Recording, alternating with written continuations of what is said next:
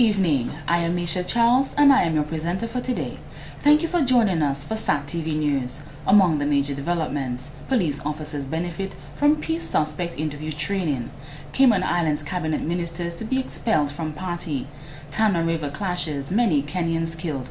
And in sports, members of the Dominica Football Referees Association have been retained on the FIFA list of referees and assistant referees for 2013. Details of these and other stories after the break.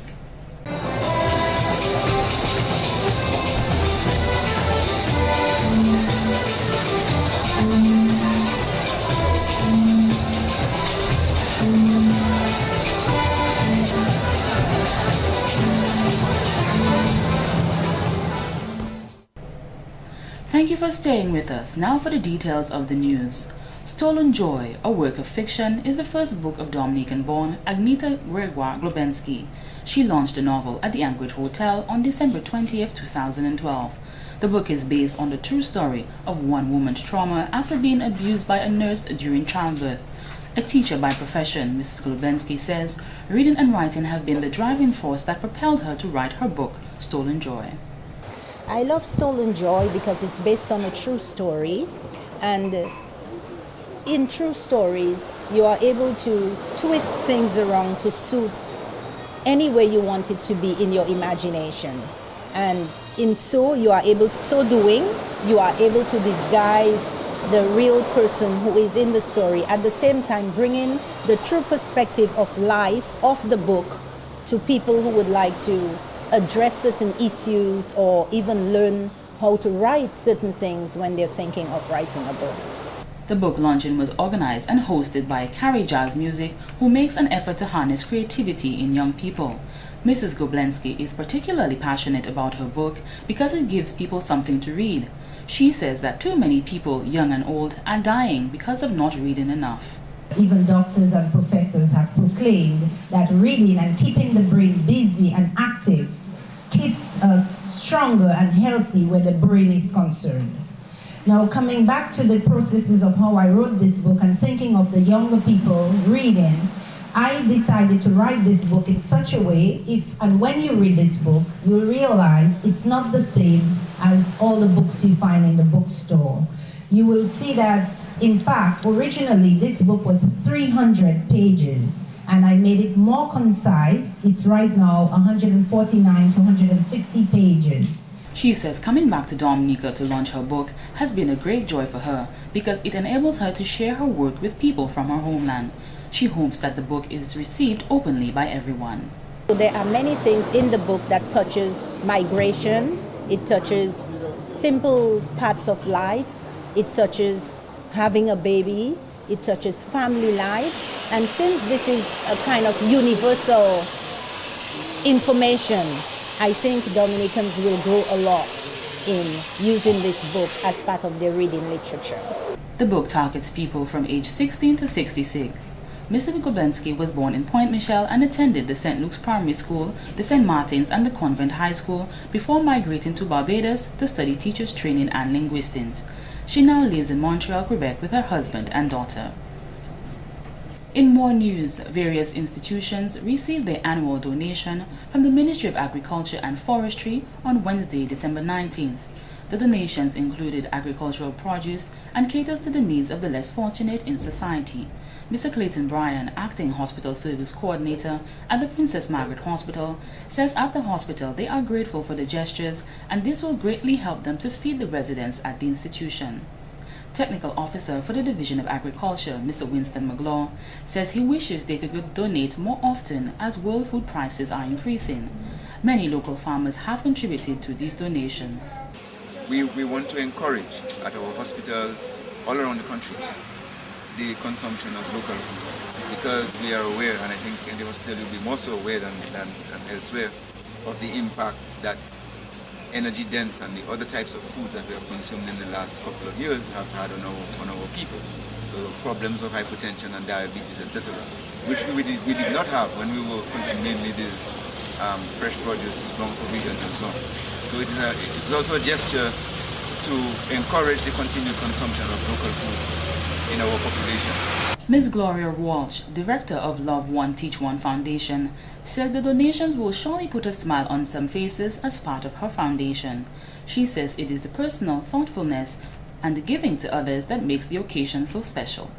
In terms of the upbringing aspects, I would just like to highlight our first annual etiquette dinner, which was held on December 8th, 2012 at this community center, where the children would train beforehand how to eat at a table using the knife, the fork, the spoon, and all the table manners which is required.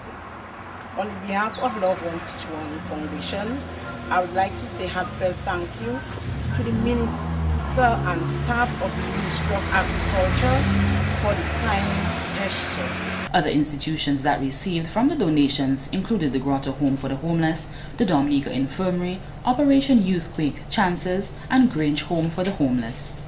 And the Friendship Crew, a Newtown-based community project, brought the Christmas cheer to a number of individuals in the wider community of Newtown on Thursday the 20th, 2012.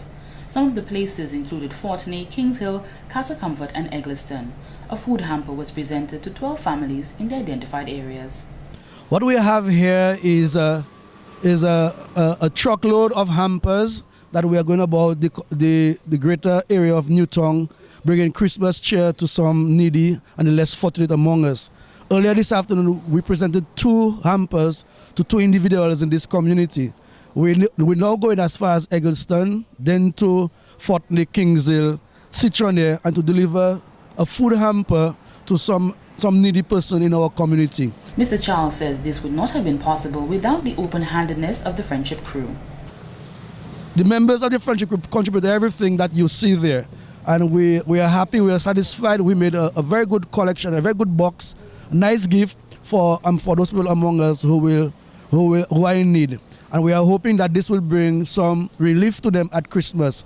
And we want to call upon everybody else, seeing what we are doing, to follow our footsteps and to remember some poor, disadvantaged person in our midst, and to go out there and to present them with something at Christmas. Giving back during the holidays and giving back on any other day of the year should be the same: a warm smile, a please or a thank you, and maybe a nice hug. This is the season of giving, the time of giving, of goodwill and good cheer, and we wish everybody a Merry Christmas and a Happy New Year.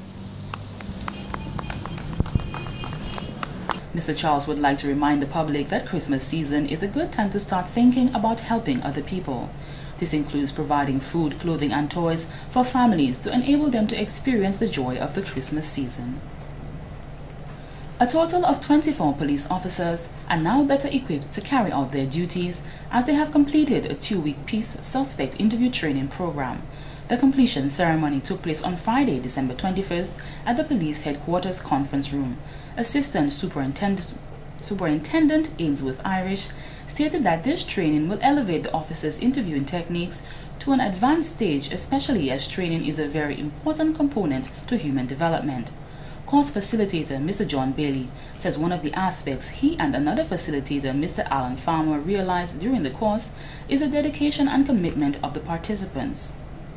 Interviewing another human being is a science, and you've shown the dedication and you've shown the tenacity that we would expect, and we are very grateful for that. For me, the culmination of that is always in the last 2 days, when you actually sit at the front and you practice what we have tried to teach. And we've been impressed by all of the interviews. But for me, a culmination was yesterday when we saw Corporal Jane Pierre do what I would say was one of the best interviews that I've seen a student do for many years. Mr. Bailey said the introduction of video recording during interviews is a breakthrough in evidence collection and will greatly benefit the Commonwealth of Dominica Police Force. Because it doesn't matter what we do in the classroom, as I've said, what is important is you working in the community, protecting your community, and making sure that those that deserve to go before the courts with evidence that is fairly obtained, that is justifiable and cannot be in any way criticised. Criminal Justice Advisor to the Eastern Caribbean, Mr. Dan Sutter, advised the officers to put all the knowledge they have acquired to the test in real-life situations. What you have been taught does change in terms of your practices, but it's there for a reason, to protect human rights, but also to make sure that it's a level playing field. For too long, those who have been suspects have been able to get away with quite a lot at the police station. They've been able to attack your integrity. Now, with the legislation that is planned, human rights, yes, will be protected, as they must be, but equally in terms of advancing to get to justice. And surely that has to be right. He highlighted the importance of video interviewing to the participants. In terms of another IRA prosecution, the Guildford 4, notes were taken which weren't accurate. So again, this led to PACE and the recording of interviews. But I come to a graphic example that has only happened in the last year in the Caribbean, the case of Derek Crawford in Barbados, where he was falsely accused in relation to the rape of 2 British nationals.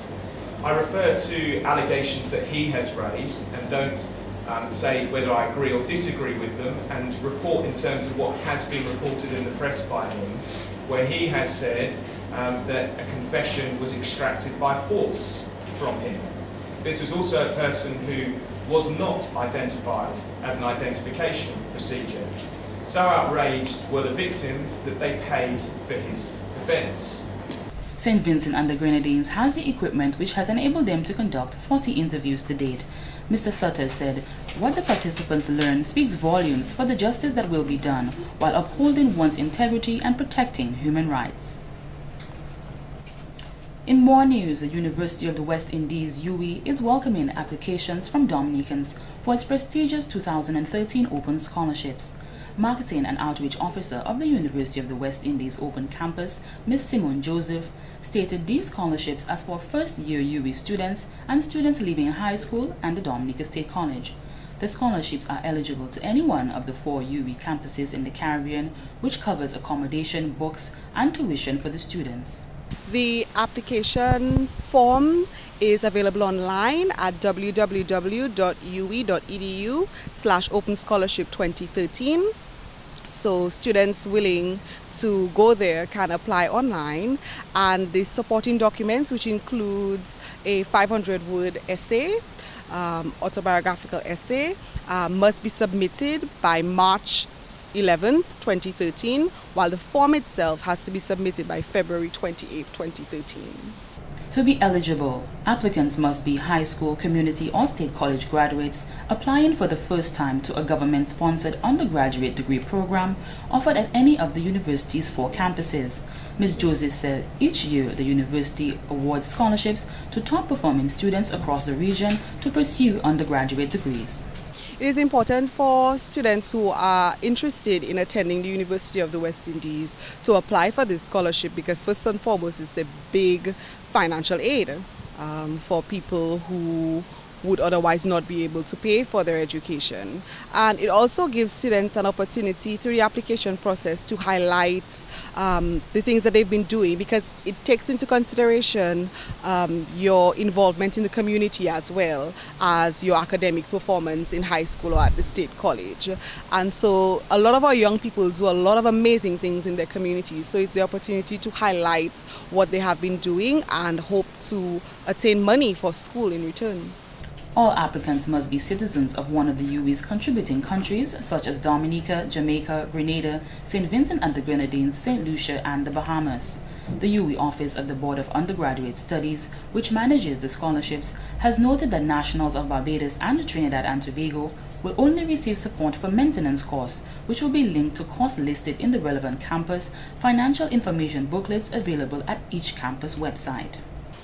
UWI has a vital role in educating Caribbean students on a whole and Dominican students in particular. It is the University of the Caribbean region, and it is a highly accredited university. You can use your degree from UWI anywhere in the world. UWI is a recognized brand, and so we want students to know that there's always a place for them at their own university, at the University of the West Indies. In addition to meeting minimum academic requirements, applicants must also provide evidence of community involvement and co-curricular activities. 2 open campus students have received funding under the Open Scholarship 2012 scheme.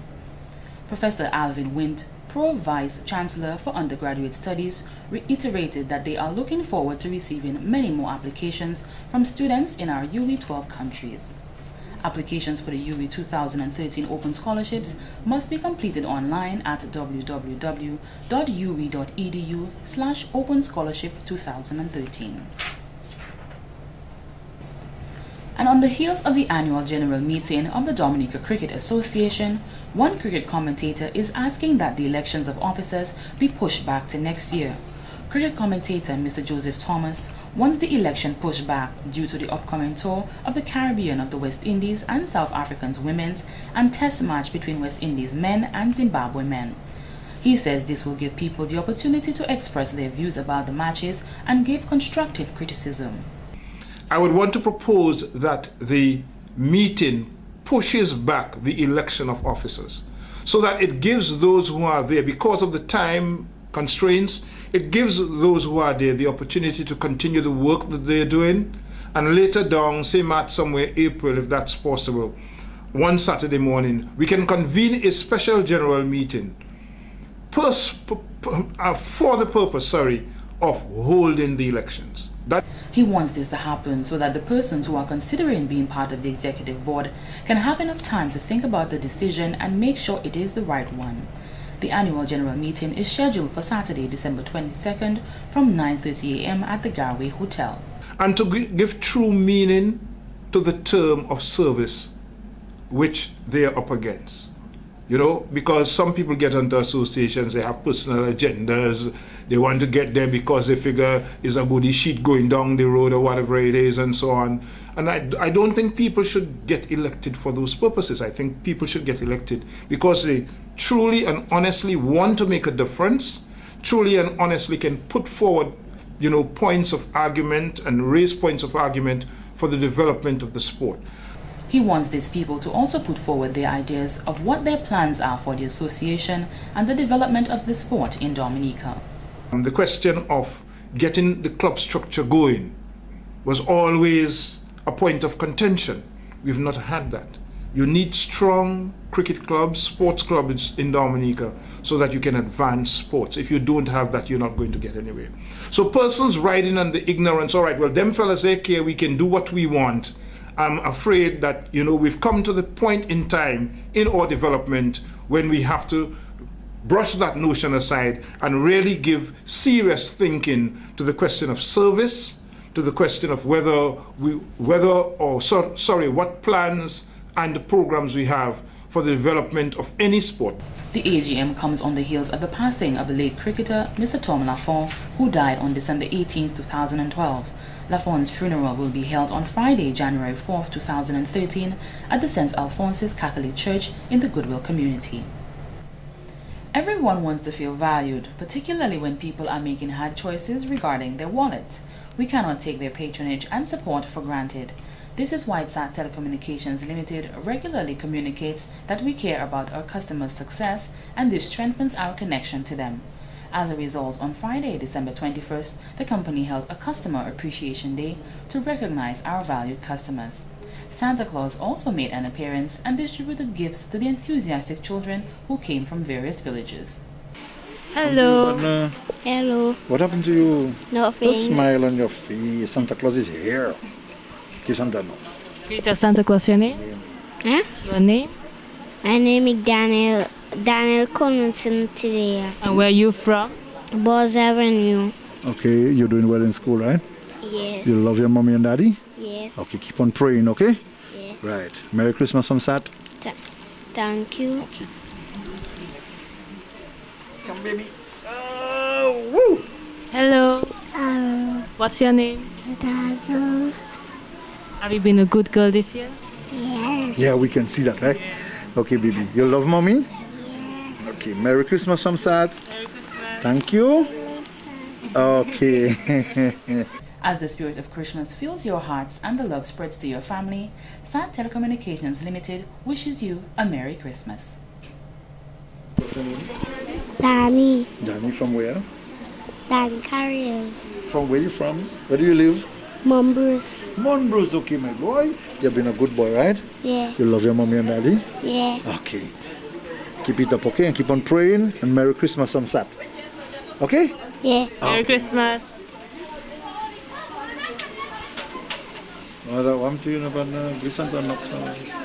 You okay? Put a smile on your face, boy. Smile for Christmas is here. Santa. Santa is here. Tell Santa your name. Nathaniel. Nathaniel, what? Redis. Where you from? Blishner. Have you been a good boy this year? Yeah. Yes. You love your mommy and daddy? Yes. You go to school? Yes. You doing well in school? Yes. Okay. You keep on praying? Yes. Merry Christmas from Sat, okay? Afternoon.